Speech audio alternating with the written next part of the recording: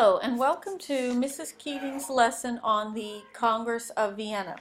The Congress of Vienna occurs, as you can see from this picture, it's going to occur after Napoleon is defeated because Europe is going to have to be restored. If we look at the map, this was Europe in 1812 at the height of Napoleon's power. Remember, he failed in the invasion of Russia, and then the four great powers, Britain, Prussia, Austria, and Russia, remove him from power. Well, you have to remember that he had put his relatives in positions of authority, and you have this French Empire, and it's literally destroyed, so you have to rebuild Europe. So the leaders of Europe are going to meet to put themselves back, to put Europe back together. And the Congress of Vienna is led by Prince Clemens von Metternich.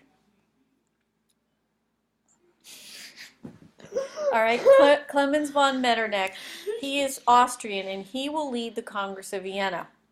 And what the Congress of Vienna will do is it will take Europe from here to what it will become.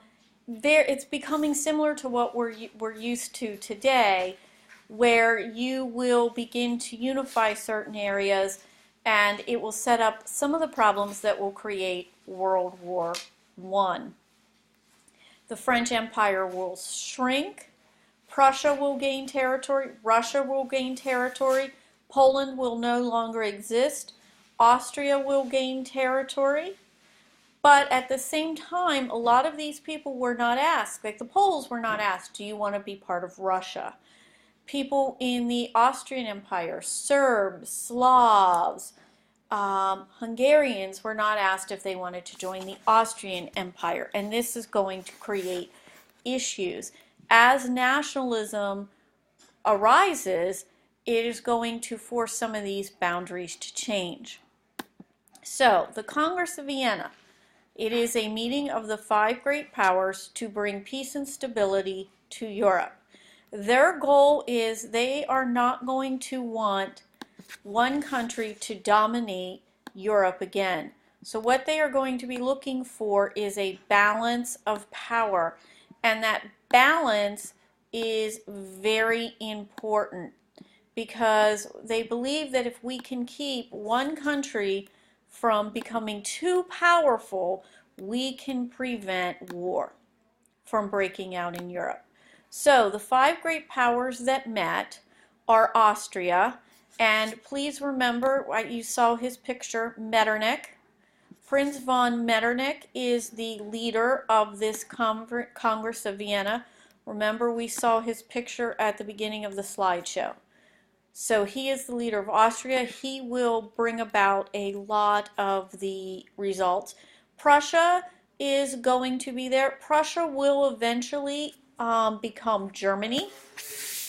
Russia is the only country that will send a leader, not an ambassador, and they will send Tsar Alexander I of Russia, who will lead. Great Britain will be at this conference. France will be at the conference. These are the five great European powers that will dominate Europe until the end of the war. The important thing to notice, they are all monarchies. Britain and France, though, are constitutional, and the rest are absolute monarchies, and that's going to play an additional role. When Napoleon is brought down, one of the things that they do, these four powers bring a king back to France, but they know that he cannot be an absolute ruler, so he becomes a constitutional monarch. So there are three goals, or the three ways to bring peace to Europe. And it is legitimacy. Legitimacy is one of your vocabulary words. It's recognizing the correct form of government. These are conservative men. They are traditional men, traditional countries. So they are only going to believe that monarchy is the best power. Balance of power. They believe that France got too powerful. So what you need, and that brought about war in Europe. So their goal is, well, we want to punish France, we can't weaken it so much that other powers gain. So we're going to need to keep a balance so we're all equal and able, through alliances and that, to keep anyone from becoming too powerful. And compensation, France is going to have to pay for the damage. So under legitimacy, what they are doing is they are saying monarchy is the only form of government that they recognize. They are going to take, what happened is, remember, Napoleon removed the rulers of these countries and he put his brothers and sisters in power. So what he does is they bring back the royal families and they put those previous rulers, because they are the legitimate rulers, in power, with France becoming, France, the Bourbons are returned as constitutional monarch. Spain, Portugal, some of the Italian states have their rulers. So the people that Napoleon put in were removed. These are not elected. The people are not asked. They are just restored, because you want to stabilize, you want to bring these governments stability. Because of the turmoil of the French Revolution, they believe we want to restore the time, conservative ideas, to the time of before the French Revolution. These people who are running the Congress of Vienna are not liberal, do not support Enlightenment ideas. They believe that the old ways are the better way. Balance of power. You need to keep France strong, but you need to surround France with strong countries. So if we go back to this map, you kept France strong, but today where you have the Netherlands and Belgium, they made this the Kingdom of the Netherlands. You gave Prussia territory here so that it would be there to keep the power.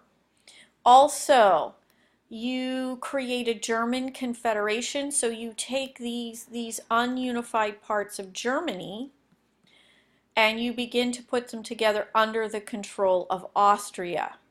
These are these German city-states. Eventually, Bismarck and Prussia will unify them and kick Austria out of control, but that is at a much later time. And then one of the things that I did not mention in the PowerPoint, but it is on your, wait, balance of power, yeah. One of the things we're going to talk about is Poland, and Poland will be divided, but again, balance of power. One thing to remember, they don't take into account nationalism, so none of these areas that were created, the Belgians and the people of the Netherlands were not asked if they wanted to join. Compensation, they divide the land. The Cape of Good Hope, Britain took, which is that southern tip of Africa, which they need to get to their colony in India.